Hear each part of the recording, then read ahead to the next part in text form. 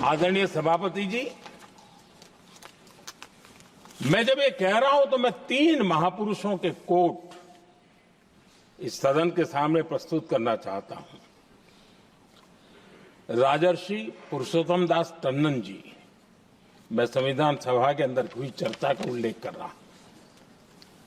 उन्होंने कहा था, सदियों के बाद हमारे देश में एक बार फिर ऐसी बैठक बुलाई गई है, यह हमारे मन में अपने गौरवशाली अतीत की याद दिलाती है, जब हम स्वतंत्र हुआ करते थे, जब सभाएं आयोजित की जाती थी, जिसमें विद्वान लोग देश के महत्वपूर्ण मामलों पर चर्चा करने के लिए मिला करते थे।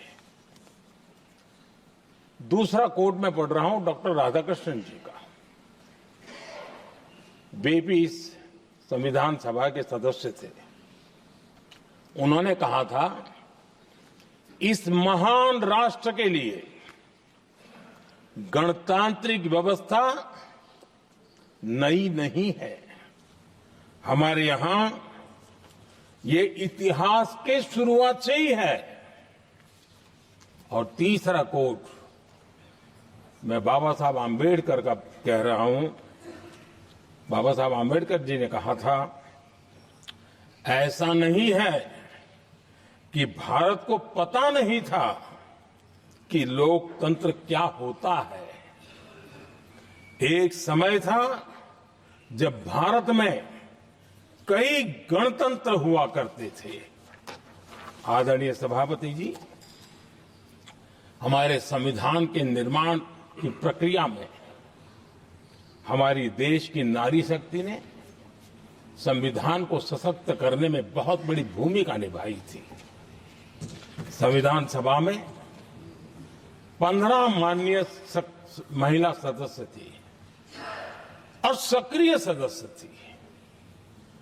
मौलिक चिंतन के आधार पर उन्होंने संविधान सभा की डिबेट को समृद्ध किया था। और वे सभी बहनें अलग अलग बैकग्राउंड थी, अलग अलग क्षेत्र की थी। और संविधान में उन्होंने जो जो सुझाव दिए, उन सुझावों का संविधान के निर्माण पर बहुत बड़ा प्रभाव रहा था। और हमारे लिए गर्व की बात है कि दुनिया के कई देश आजाद भी हुए, संविधान भी बने, लोकतंत्र भी चला, लेकिन महिलाओं को अधिकार देने में दशकों बीत गए थे। लेकिन हमारे यहां शुरुआत से ही महिलाओं को वोट का अधिकार संविधान में दिया गया।